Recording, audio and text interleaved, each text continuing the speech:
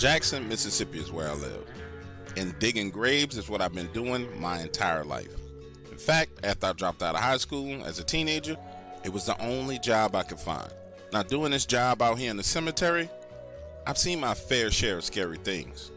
Ghosts, shadow men, hellhounds, and for a long time, I thought I had seen it all. That was until early one summer morning. I'm prepping for a funeral. The grave had already been dug, and I was just setting up chairs and decorating. Understand, dealing in the business of death is tough enough. Watching families cry and suffer over and over, day in and day out, takes a toll on you mentally. Listen, me sharing with you the mental stress of my job is no way an indictment on my mental health. I am sane, I'm not crazy, I don't take any meds, my life is good. Anyway, so I'm there, and the cemetery is nestled into the woods. And by that, I mean you have to drive through the woods to get to the cemetery. It's one of the older black cemeteries in Mississippi. And so you can understand what I mean by old. There are literally dead slaves buried in a section of this cemetery. No headstones, no nothing. Picture this, the sun is rising, but there's this mist still hovering above the ground. And looking to my left, I see something moving so fast that it smears this mist, just like an artist painting with a paintbrush. At first, I'm thinking to myself, look, it must be one of the spirits out here moving around. Nothing to be afraid of, nothing to worry about. No smell of sulfur or nothing like that.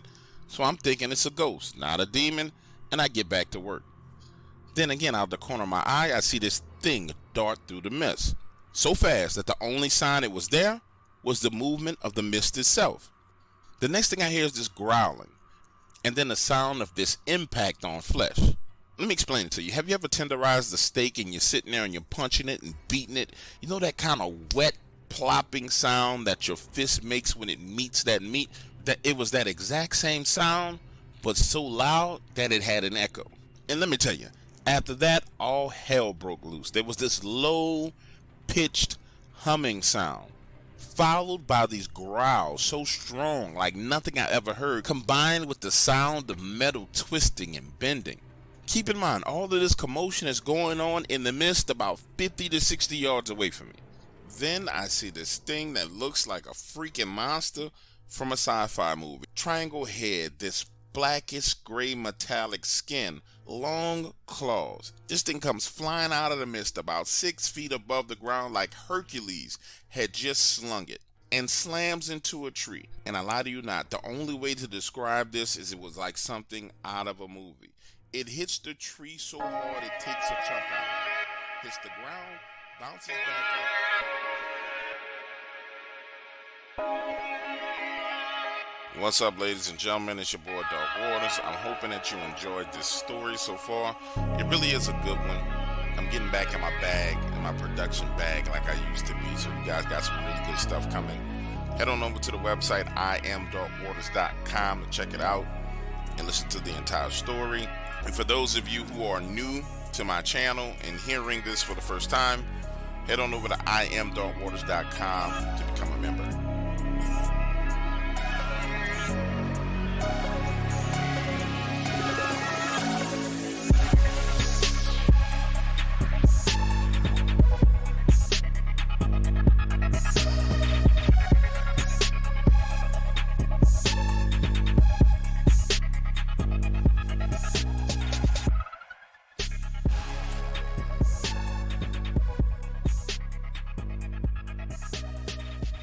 More than half of the country will feel the effects of a heat wave over the next 24 hours. By the weekend, at least 14 states are expected to break temperature records. CBS News weather producer David Parkinson joins us now to talk about this heat wave. So just how bad is it expected to be, Dave? It's bad, and it is expanding in scope. So here's the situation. It was primarily contained to sort of the plains states on Wednesday.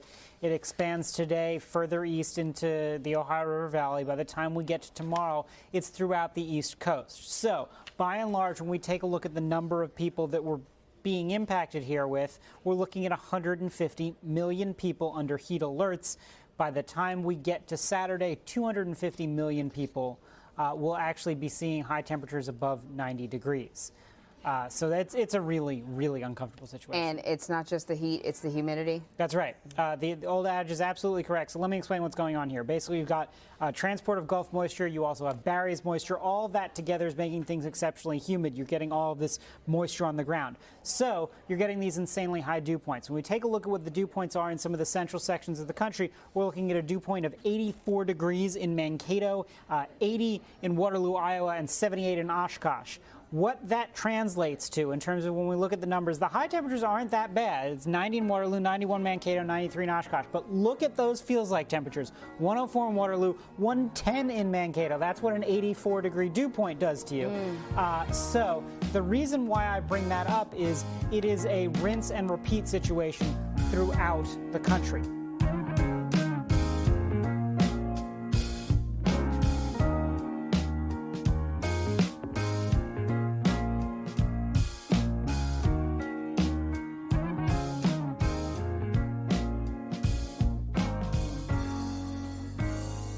Let me start here.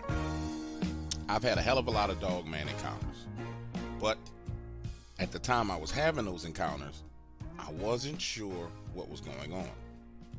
It all started on one of those blazing summer days. I remember it clear as day, because all over the news they were talking about this heat wave. Dutch, my German Shepherd, had just bolted out of the back door. Now pause, let me tell you a little bit about Dutch. Dutch is my best friend. Hell, he's my only friend. And around my property, which is 22 acres, Dutch roams freely. That particular day, we were on the backside of the property fixing some fence posts when Dutch takes off running into the wood lines, quickly backs out, and then starts jumping up and down playfully. Then he takes off into the woods. Now, listen to me. Him taking off into the woods, again, it's nothing new to me. It didn't even cross my mind as being a threat. Time passes, and by time passing, I mean just enough time for me to realize that he's been gone too long. So I start calling him, Dutch, come here, boy. Dutch, come here. Now, looking back on all the events that have happened, I believe right now at this moment is when I had my first encounter. Because I hear this running through the woods, quick, heavy, bipedal footsteps. These footsteps are loud, louder than any human footsteps in the woods that I've ever heard. But get this, the next thing you know, the footsteps stop and Dutch comes running out of the wood line. He pauses, takes a look back into the woods, then walks over to me. Now, over the next few days, Dutch's behavior started to change. It was almost like he was working on shifts or something. He would be going into the woods for 30 minutes, then he'd come back.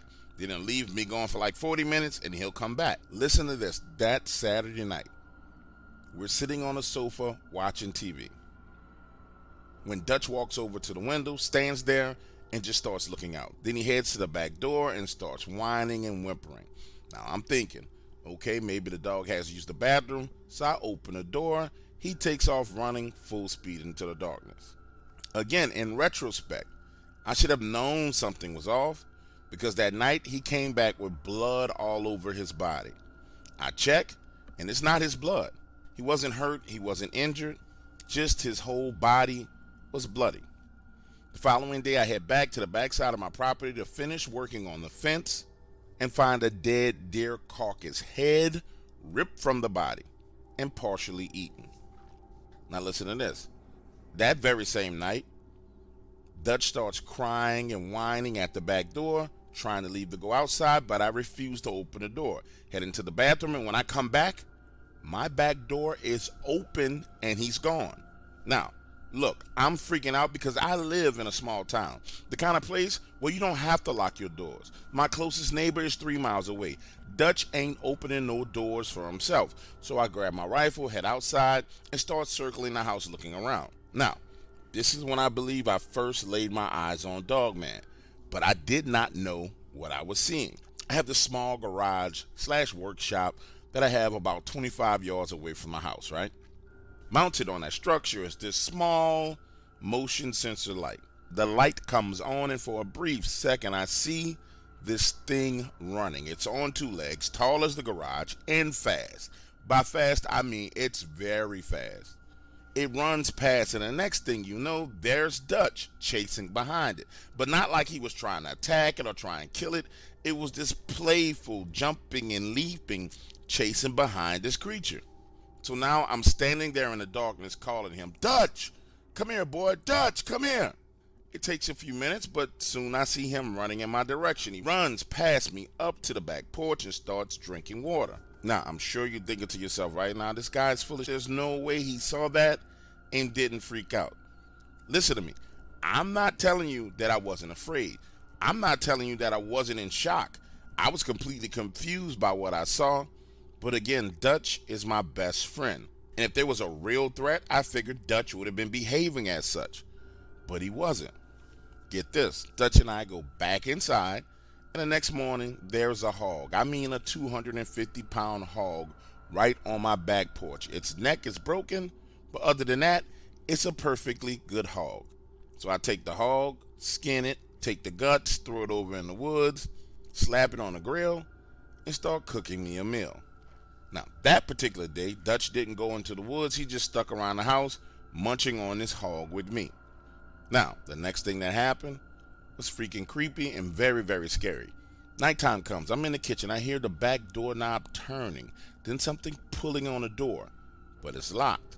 Now, Dutch is at the door, whimpering and whining, trying to go outside, but that night, I forced him to stay inside. The activity goes on for about a month. Deer, hogs left at my back door, Dutch running off into the woods, the doorknob shaking in the middle of the night, and I figured whatever this thing is, had to be harmless. Because based on what I saw and everything that it did, if it wanted to hurt me, it could have just ran through the walls of the house and got me. If it wanted to free Dutch from inside of the house based on the size of what I saw, it could have ripped the door frame off. Now listen to this. Just as I'm getting comfortable with the new dynamics of what's going on around my property, suddenly, one day, it just stopped. No more hogs, no more deers. Dutch wasn't whining or crying to go outside at night, and he seemed sad and depressed. That depression lasted for about a week, then he went back to normal. Now, listen to me. I know what people say about these dogmen. They're horrifying, mean, terrible killers. But that wasn't my experience, and that wasn't Dutch's experience either. I believe he made a friend, and in turn, I made a friend. Never once was this thing aggressive. It seemed to me like it just wanted to play.